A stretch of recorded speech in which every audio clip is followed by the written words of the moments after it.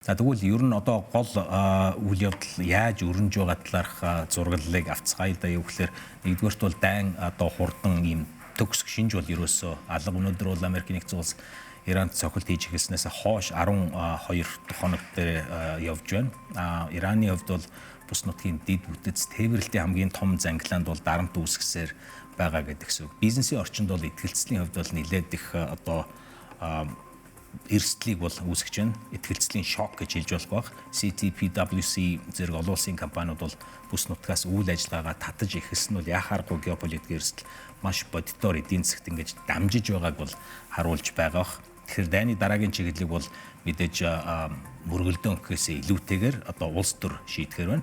Ираны шинэ удирдагчийн бол байр суурь Америкийн ерөнхийлөгч Дональд Трампын гал зогсоох шийдвэр гарах хэсэг нь бол яхааргүй ойрын 7 хоногуудын бол хамгийн чухал хувьсагч болох. Харин одоо зах зээлийн гол баримжаагаа авцгаая л да. Өнөөдрийн хувьд бол Аз намхундлаа бус нутгийн хувьд бол ихэнх индексүүд сул байх төлөвтэй байна. Нефтийн үн бол дахиад өсөж байгаа. Тэгэхээр яхааргүй геополитикийн эрсдэл бол хөрөнгө оруулагчдын болгоомжлыг бол нэмэгдүүлж байна. Тэгэхээр инфляцийн хүлээлт дагаад давхар өсөж байна гэдэгс үг.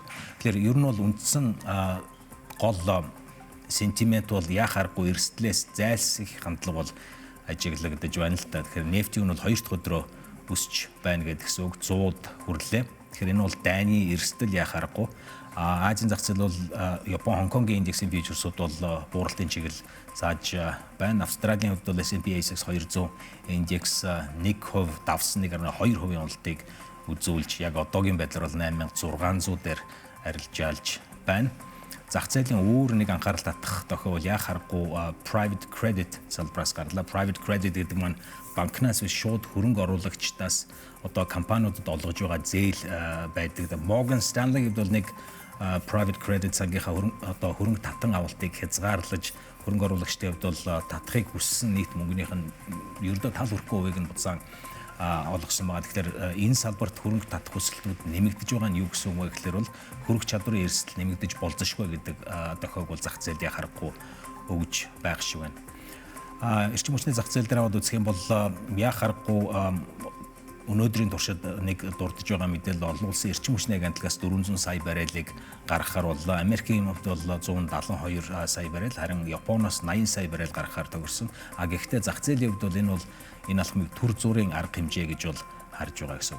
Cross Asset FX market дээр бол харцгаая л да. Японы йен долларын эсрэг 159 орчимд хүрч нилээд суларсан байна. Энэ бол яхааргүй нэг сараас хойш хамгийн сул төвшин. Харин эдийн засгчид бол Японы төв банк 4-р сард хүүгийн төвшинг өсгөж магадгүй гэж үзэж байна гэсэн. Бус төрөнгийн зах зээл дээр харах юм бол алт 5154 дээр байна. Үл ялэг суларсан гэдэгс үг.